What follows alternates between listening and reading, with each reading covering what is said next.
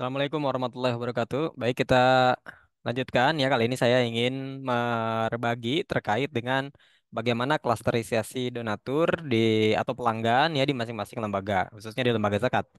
Oke, kita tahu bahwa donatur selalu memiliki peran yang sangat penting dalam pertumbuhan lembaga atau pelanggan ya. Jadi kalau kita berjualan apapun tanpa ada pelanggan, maka bagaimana ya jualan kita menjadi tumbuh. Nah, makanya pelanggan-pelanggan yang ada tersebut kemudian perlu kita apa namanya ya, perlu kita maintain ya, kita optimalkan, kita klasterisasi berdasarkan posisi mereka atau berdasarkan apa treatment yang kita berikan kepada mereka. Nah, salah satu bentuk klasterisasi donatur itu adalah dengan berdasarkan keaktifan mereka ya, keaktifan mereka. Oke, saya ingin share screen terlebih dahulu. Ini terkait dengan keaktifan muzaki atau donatur ya. Muzaki adalah orang yang berzakat. Nah, jadi terkait dengan keaktifan donatur, kami membuat sampai dengan 9 kondisi. Sebenarnya totalnya cuma ada 5 ya, 5 klaster saja. Aktif, pasif, baru, kembali, dan pergi. Begitu. Kemudian eh, bagaimana menentukan mereka itu berdasarkan dari transaksi yang terjadi yang mereka lakukan dalam setiap tahun. Potretnya adalah 3 tahun ke belakang, 3 tahun terakhir. Jadi ini donasi tahun pertama, donasi tahun kedua, dan donasi di tahun ketiga. Kalau yang bersangkutan selalu berdonasi dalam 3 tahun tersebut, maka dia donatur aktif. Kalau kondisinya X, checklist atau checklist X, checklist X dan sebagainya gitu ya. Ini ada 6 kondisi. Ini dia termasuk ke dalam donatur yang dikategorikan sebagai pasif. Nah, ini di sini disebutkan tahun sebelumnya berstatus sebagai donatur pasif. Jadi ini donatur pasif sebelumnya ya. Nah, kemudian ada juga yang kondisi ketiga itu adalah donatur-donatur baru. Donatur-donatur baru ini ya, donatur baru adalah mereka yang belum pernah terdaftar sebelumnya sebagai pelanggan atau sebagai donatur. Kemudian donatur pergi ya, donatur kondisi ke-9 adalah mereka yang dalam 3 tahun berturut-turut itu sudah tidak lagi bertransaksi ke lembaga kita. Kemudian dari antara donatur-donatur yang pergi tersebut, kemudian ada lagi yang datang, yang pulang, yang kembali. Emang ini makanya masuk ke dalam salah satu klaster seperti ini. Dan ini kurang lebih potret yang terjadi per tahun, paling tidak dalam 3 tahun terakhir, 2020, 2021, dan 2022. Ya, jumlah donatur aktif, donatur pasif, baru pergi dan kembali di lembaga Rumah Amal Salman. Oke, ini keaktifan donatur ya. Jadi nanti klasternya memang macam-macam. Salah satunya adalah berdasarkan keaktifan. Ada juga misalnya klasternya berdasarkan donasi seperti ini gitu ya. Nanti tapi yang akan saya bahas adalah bagaimana kita membuat atau mengolah data sehingga kita bisa mendapatkan hasil kategorisasi ini. Oh dia aktif, oh dia pasif, oh dia baru, oh dia kembali dan sebagainya. Oke, kita mulai teman-teman sekalian. Saya buka spreadsheet data yang ada di rumah amal. Ini sesi datanya insya Allah aman karena tidak terdapat data-data yang konfidensial. Di sini nama donatur dan kontak serta identitas mereka disembunyikan begitu ya. Nah, anggaplah ini adalah data transaksi tahun 2017 ya dari atas sampai dengan akhir. Nah, kemudian bagaimana cara kita mendapatkan donatur berdasarkan keaktifan tersebut? Nah, kita sebenarnya bisa langsung mencari ya, kita buat sheet baru, kita langsung mencari mendapatkan data unik dari donatur-donatur yang ada. Karena setiap donatur itu memiliki ID donatur, ini yang membedakan antara satu donatur dengan donatur yang lain ya. Kalau nama itu sangat mungkin masih sama, misalnya nama Siti Nur Hasanah, insya Allah ada banyak tuh. Atau Dewi Purnamasari, insya Allah juga ada banyak begitu. Tapi semua donatur-donatur tersebut dibedakan dengan ID donaturnya. Jadi kita ambil ini data ID noturnya transaksinya itu sangat mungkin lebih dari satu kali ya, satu orang lebih transaksi lebih dari satu kali itu sangat mungkin dan masuk ke dalam sistem yang sama begitu. Makanya kita tarik data yang uniknya saja, kita masukkan ke sini, kita dapatkan data yang uniknya. Nah, ini adalah data-data donatur yang tadi ya yang bertransaksi di tahun 2017 tanpa ada data double di dalamnya. Tanpa ada data double di dalamnya. Oke, kemudian kita perlu juga mengetahui jumlah donasi dia di tahun 2017 ya. Jumlah donasinya baik itu zakat, infak maupun sebagainya kita jumlahkan dengan sum if. ya. Kita gunakan sum if. Kita perlu rentang penjumlahannya. Rentangnya ada di kolom D. Kita mau menjumlahkan data transaksi ini yang ada di kolom G. Kalau nilai kolom D itu adalah nilai ID donatur ini, gitu ya. Jadi kita jumlahkan, kita kalau kita baca sintaks atau perintah dari sum if ini, jumlahkan kolom G. Kalau nilai di kolom D adalah A2. A2 adalah yang di sini. Jadi kalau jumlahnya adalah ID donaturnya adalah ini. Nah, ini total 3,7 juta donatur ini. Kemudian ini tinggal kita drag ke bawah, maka kita mendapatkan transaksi dari masing-masing donatur yang dalam rentang 1 tahun tersebut, begitu ya. Entah di bulan Januari, Februari, Maret, dan seterusnya, begitu ya. Oke, kemudian hal yang sama, ini tahun 2017 ya. Hal yang sama kita lakukan untuk tahun-tahun selanjutnya. Ini saya sudah buat spreadsheet data lainnya. Ini tahun 2018, tahun 2019, tahun 2020, tahun 2021, dan tahun 2022. Nah, untuk yang tahun 2017 kita kopikan ya datanya, data transaksinya kita kopikan seperti ini. Kemudian, nah ini kita tinggal pilih tempelkan nilai saja. Yang masuk nilai, kemudian dari sini kita gabungkan semua data karena donatur itu kan setiap tahun berbeda-beda ya. Kadang dia transaksi di tahun 2017, tapi di tahun 2018 dia enggak transaksi. Atau sampai dengan tahun terakhir nih 2022, 2021 dan sebagainya begitu. Oleh karenanya kita perlu membuat satu sheet isinya adalah kumpulan semua ID donatur yang ada gitu ya. Kumpulan semua ID donatur yang ada. Jadi 2018, 2019, 2000 dan sampai 2017 sampai dengan 2022 semua donatur-donaturnya berada dalam satu sheet yang sama. Nah, bagaimana cara kita membuat sheet tersebut? Itu kita bisa lakukan dengan ya kalau mau copy langsung begitu ya seperti ini. Misalnya kita kopikan satu persatu. Kita bisa langsung kopikan seperti ini satu persatu atau bisa juga dengan cara yang lebih tidak lebih apa yang menggunakan array seperti ini ya. Kita gunakan filter, kita gunakan kita mau filter kolom 2017 kalau nilainya tidak sama dengan nol. Oke, sorry, ini kita mulainya dari A2 ya. Karena A1 itu adalah judul. Jadi A1 tidak perlu masuk. Kemudian kita lakukan hal yang sama untuk tahun-tahun yang lainnya. Tambahkan titik koma, tambahkan 2018, 2018. Ini karena semuanya berada dalam kolom yang sama ya, kolom A untuk yang ID donatur. Jadi kita bisa tinggal ganti tahun saja. Kemudian 2020, ini juga sama tentang 2020. Kemudian 2020, sorry ini menghalangi saya 2021, 2021. Nah, ini kemudian kita tutup dengan kurung kelawar kembali. Ini adalah tip, ini adalah rumus untuk menggabungkan beberapa data dalam dengan sheet yang berbeda-beda begitu ya. Selama dia memiliki judul kolom yang sama.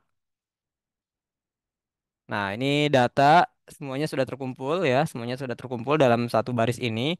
Kemudian kita ambil data uniknya, kita ambil lagi misalnya, ini saya beri nama olah. Nah, kita ambil data uniknya dengan rekap. Nah, kita ambil data unik ini kan tadi ya. Saat mungkin dia ada yang transaksi 2022, juga transaksi di 2021 dan sebagainya. Nanti datanya di sini bakal double-double, bisa lebih dari satu kali itu orang-orang yang transaksi begitu. Makanya kita buat ambil data yang sangat unik yang tidak duplikat ya, yang unik sekali dari ID donatur ini. Karena ID donatur ini mewakili nama begitu ya, mewakili identitas donatur. Nah, kita ambil dengan unik kembali. Kita ambil dengan unik. Sorry, saya beri judul dulu di sini ID donatur dari 2017 sampai dengan 2022. Kemudian kita ambil datanya dengan unik. Kemudian di bagian olah kita tarik datanya yang paling unik, yang unik ya dari semuanya. Oke, kemudian baru dari sini kita kan kita mau tahu ya, dia transaksi di tahun berapa saja, sehingga kita bisa tentukan. Jadi misalnya bisa kita tentukan dia donatur aktif, pasif atau baru atau kembali atau pergi begitu. Di sini 2017, 2018 ya, ini tahun donasinya maksudnya.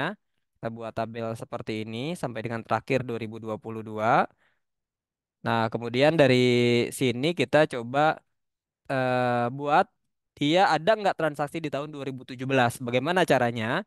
Nah, caranya kita cari dengan XLOOKUP atau VLOOKUP berapa transaksi yang terjadi atas nama atau atas ID donatur ini begitu ya pada tahun 2017. Kita gunakan VLOOKUP atau XLOOKUP lah ya, XLOOKUP. Kita akan mencari nilai dari XLOOKUP ini, dia mencari suatu nilai dari suatu tabel referensi berdasarkan kriteria yang kita tentukan. Nah, kriterianya adalah ID donatur ini rentangnya adalah dari 2017 kolom A ya, dan yang nilai yang mau kita cari adalah yang ada di kolom B begitu. Seperti ini. Nah, ini dapat 3.700.000 begitu. Nah, apakah ID donatur yang sama itu juga terjadi di tahun 2018 gitu ya. Terjadi di 2018, apakah terjadi juga atau tidak? Kita tinggal kopikan hal yang sama ya. Kita kopikan hal yang sama seperti ini dan ini kita ganti dengan 2018. Oh, rupanya hasilnya error. Artinya donatur tersebut bertransaksi di 2017 tapi tidak bertransaksi di tahun 2018. Nah, supaya tampilannya enak dipandang ya, nilainya nilainya tidak seperti ini, kita tambahkan if error di depannya. If error. Nah, if error ini mengembalikan kalau nilai error yang muncul, maka kita ingin yang dikeluarkan oleh rumus ini tuh apa? Nah, kalau hasil X lookup ini error, kita ingin yang muncul adalah nilai nol. Sehingga kita maknai kalau dia nilainya nol berarti dia tidak bertransaksi di tahun 2018 tersebut, begitu ya. Nah, ini kita tinggal drag ke samping begitu ya, nilai 2018, 19 dan seterusnya. eh ya, jadi kita tinggal kita tambahkan. Ini saya coba buat ini ya, karena kita mau drag dan nanti akan, oh sorry, ini 2018 harusnya. Oh ya, benar, terdapat kesalahan tadi rupanya. eh Sorry, di sini. Ya, ini 2017, 2017, 2018, 2018. Kayak ini harusnya ditambahkan, ini diganti 2017, 2017. Hal yang sama kita lakukan sampai dengan ujung dan kita ganti ini 2019, 2019, 2020. Nah, kita ganti 2021, 2021 dan 2022, 2022. Oke, ini udah dapat nih satu ya potret. Kalau kita potretnya di tahun 2022, maka kita lihat 3 tahun terakhir ini ya, 2020, 2021 dan 2022. Rupanya dia eh, semua nilai di tahun ini adalah nol. Artinya dia tidak lagi berdonasi ya. Dia kategorinya adalah kategori donatur yang pergi. Kenapa pergi? Karena sebelumnya 2017-2018 dia donasi, dia mulai tidak donasi di tahun 2019. Jadi kita bisa katakan donatur tersebut dinyatakan di tahun 2022 tergolong sebagai donatur pergi. Kalau di tahun 2021 ya, tahun 2021 kalau kita potretnya ambil 3 tahun ke belakang lagi, dia termasuk ke dalam donatur yang juga pergi ya 2019, 2020 dan 2021 dia tidak donasi berarti dia pergi. Nah, kalau potretnya di tahun 2020 kita melihatnya 3 tahun seperti ini. Di tahun 2020 dia berarti dia checklist tidak berarti dia termasuk yang donatur pasif ya. Donatur yang pasif dan seterusnya. Kalau 2019 juga kita lihat potretnya seperti ini berarti 3 tahun ke belakang dia donaturnya donatur pasif begitu ya di 2019. Nah, kita kita lakukan hal yang sama, ini tinggal di drag ke bawah untuk mendapatkan masing-masing nilai dari masing-masing ID donatur begitu. Oke. Ini masih loading. Ini karena datanya banyak kali ya. Nah, nanti dari klasterisasi ini kita dapat lebih mudah apa namanya memberikan treatment kepada donatur-donatur kita. Bagaimana cara mereka kembali supaya kembali gitu ya dari yang tadinya pergi. Bagaimana yang tetap aktif itu tetap berdonasi atau bertransaksi di lembaga kita. Bagaimana yang baru itu tetap bisa bertahan bahkan advocate kepada teman-temannya begitu. Bagaimana yang eh, apa namanya yang kembali itu kita kita bisa bisa gali apa yang membuat mereka kembali berdonasi di lembaga kita. Serta hal yang lainnya bisa kita explore begitu terkait dengan data-data yang ada. Tentu untuk membuat lembaga kita semakin tumbuh dan berkembang.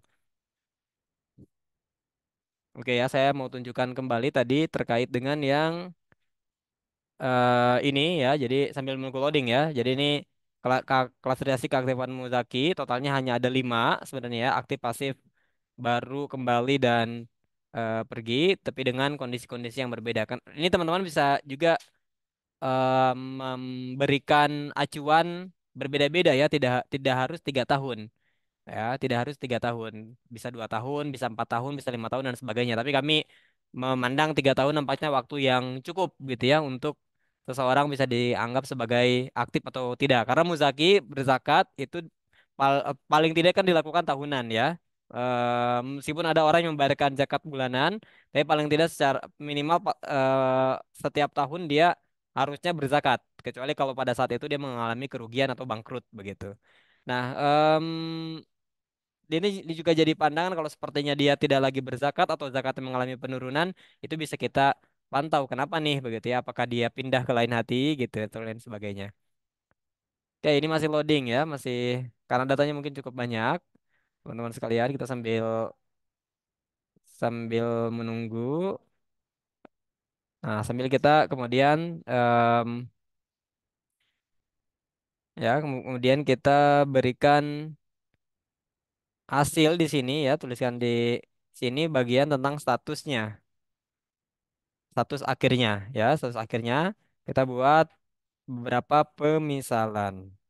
Ini kalau untuk yang bagian status ini berarti hanya bisa kita terapkan di tahun 2022 saja ya, karena kita akan karena kita hanya akan memotret apa namanya? Karena kita hanya akan memotret transaksi 3 tahun ke belakang begitu. Oke, misalnya untuk yang bagian pertama ya, kita bisa mendapati sebuah per apa namanya ya, sebuah pengandaian ya dengan menggunakan if jika ini ya, jika eh, kita gunakan jika transaksi tahun 2020 sama dengan 0. Kemudian kolom sel F2 sama dengan 0 dan sel G2 sama dengan 0, maka dia adalah donatur pergi gitu ya. Nah, kita bisa sampaikan seperti itu, begitu. Nah, kita bisa tambahkan di sini dengan kondisi-kondisi tadi itu dengan menggunakan n, ya, bisa gabungan dengan n. Jadi kalau ini sama dengan 0 ya, F2 sama dengan 0 dan G2 sama dengan 0, maka dia donatur pergi. Oke ya. Nah, dia donatur kalau kalau seperti ini dia donatur pergi. Kemudian kalau sepertinya ini di pastekan ke sini dia. Ini kondisinya masih kosong nih ya. Misalnya saya tambahkan tadi satu lagi undefined. Ya, kalau saya tambahkan seperti ini, nah maka kondisi yang ini belum terdefinisi. Kondisi kalau sepertinya 2020, 2021, 2022-nya itu ada terisi begitu. Tapi kita juga pahami ya kalau sepertinya kondisinya kita tambahkan kalau nilai dari kita gunakan n karena semuanya harus harus berkaitan. Kalau nilai dari E2 lebih besar dari 0, artinya dia bertransaksi di 2020. Kemudian F2 lebih besar dari 0 dan G2 lebih besar dari 0, berarti dia setiap tahun berdonasi ya kalau seperti ini. Nah, kita tambahkan statusnya adalah aktif. Begitu. Kemudian kita tambahkan satu lagi, ini yang belum terdefinisi ya. Nah, tadi Jadi ini dengan begini kita sudah mendefinisikan dua dua kondisi nih, kondisi pergi dan kondisi aktif. Nah, bagaimana kita apa namanya mengondisikan, memberikan kondisi untuk yang eh, pasif, kembali, dan baru, begitu ya. Nah, kalau yang baru lebih mudah nih. Kita yang baru dulu ya, yang lebih mudah. Nah, yang baru itu kan kalau yang baru, kalau kita mau lihat potretnya di tahun 2022, ya ini status 2022. Nah, berarti ya kalau yang baru itu adalah mereka yang belum pernah donasi di tahun sebelumnya. Di tahun 2017, 2018, 2019, 2020, 2021. Ini karena rumah amal berawal dari 2017, jadi data transaksinya baru muncul di tahun 2017 ya. Eh, nah, jadi bisa diklaim kalau transaksi baru yang terjadi di tahun 2022, sementara tahun-tahun sebelumnya tidak ada transaksi, berarti dia adalah donatur baru, bukan donatur kembali ya. Beda kalau donatur kembali 2017 pernah ada, 2018, 2019, 2020 nggak ada, 2021 nggak ada, tiba-tiba 2021 ada lagi satu transaksinya. Nah, berarti dia donatur kembali. Tapi kalau yang donatur baru dari 2017, karena tadi rumah amal didirikan 2017, itu semuanya nilai dari 2017 sampai 2021 itu nilainya nol, dan 2022 itu nilainya ada tersendiri. Begitu. Jadi kita bisa tambahkan kembali pengandaiannya jika ini sama menggunakan kata hubung dan jika ya jumlah dari ini ya dari 2017 sampai dengan 2021 sampai dengan F2 nilainya adalah nol, ya jumlahnya adalah nol, dan em, nilai G2 ini lebih dari nol, ya artinya G2 dia bertransaksi di 2022. Berarti dia adalah donatur baru. Begitu. Nah, sedangkan sebaliknya tadi, kalau kembali, donatur yang kembali itu dia donatur yang kembali itu dia kondisinya seperti ini ya, seperti ini nih.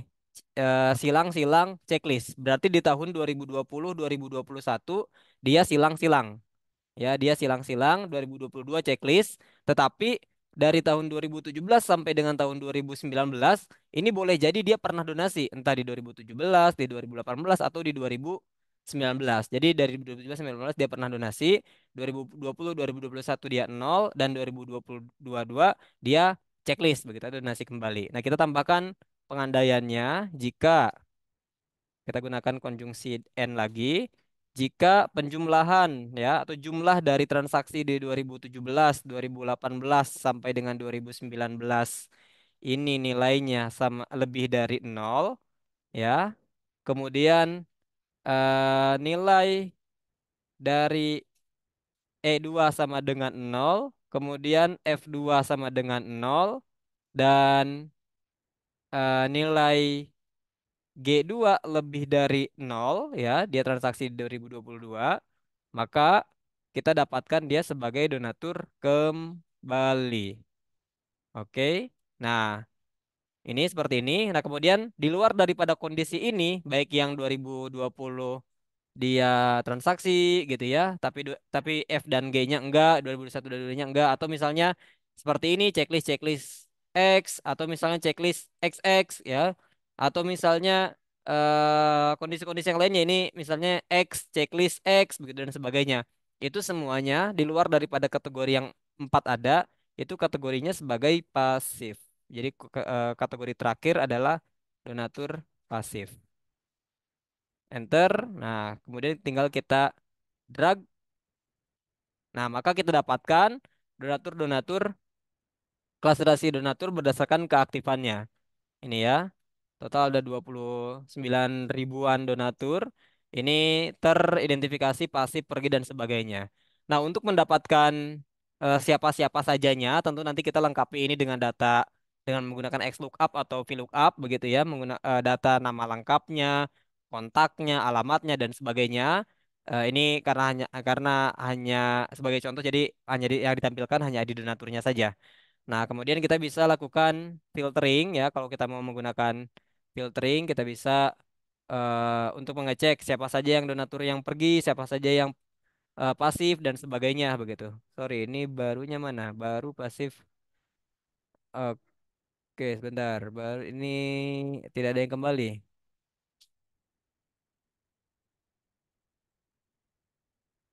Oke, saya coba cek ya unik dari ini. Pergi pasif dan baru. Masa tidak ada yang aktif ya? eh Pergi aktif. Harusnya ada yang aktif. Atau 2022-nya mungkin ada yang kesalahan. Sebentar ya, saya cek di 2022. Oh enggak kok, enggak ada yang kesalahan kok.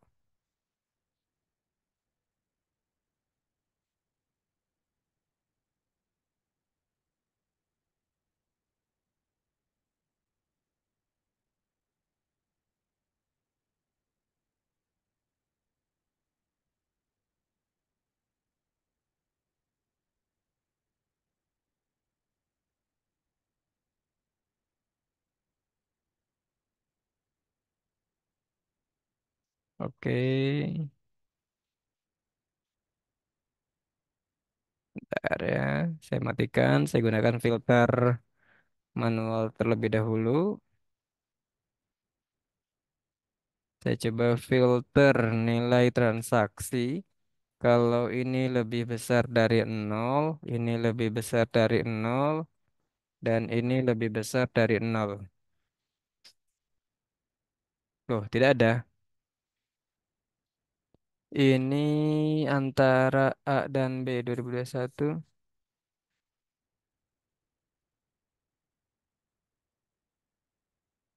Oh, ini sangat mungkin nilai daripada nilai, sorry, sorry, sorry. Ini ada yang kelewat sepertinya ya. Ini sangat mungkin nilai dari ID donatur itu ada tidak semuanya dalam bentuk.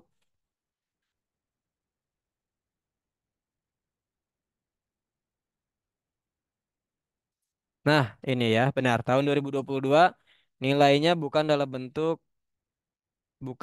bentuk number, tapi dia dalam bentuk teks. Kita perlu ubah terlebih dahulu ke dalam bentuk number. Oke ya, seperti ini. Tinggal kita drag ke bawah. Nah, ini bentuknya teks. Kenapa saya bisa tahu? Karena kalau bentuknya number, dia berada di kolom sebelah kanan. Ya, kalau dia bentuknya teks, dia ada di kolomnya itu rata kiri. Nah, itu makanya ketika kita ubah dengan menggunakan value seperti ini, A2 gitu ya, dia secara otomatis bergeser ke arah kanan, rata kanan. Kalau ini rata kiri. Nah, berarti anggaplah ID donaturnya kita gunakan yang ID donatur terbaru ya, atau yang udah terkonversi. Kita gunakan yang ada di kolom C. Jadi di bagian di bagian rekap ya, di bagian rekap itu di di bagian olah terlebih dahulu. Di bagian olah untuk yang 2022 itu bukan dari kolom A ya, tapi dia dari kolom C. Karena kolom A-nya isinya bentuknya bentuk tipe atau tipe datanya adalah tipe data teks. Kalau tipe data teks itu tidak bisa disatukan dengan tipe data number. Oke, ini juga jadi berubah ya jumlah jumlah donatur jumlah donaturnya kita hapus saja yang bagian bawah.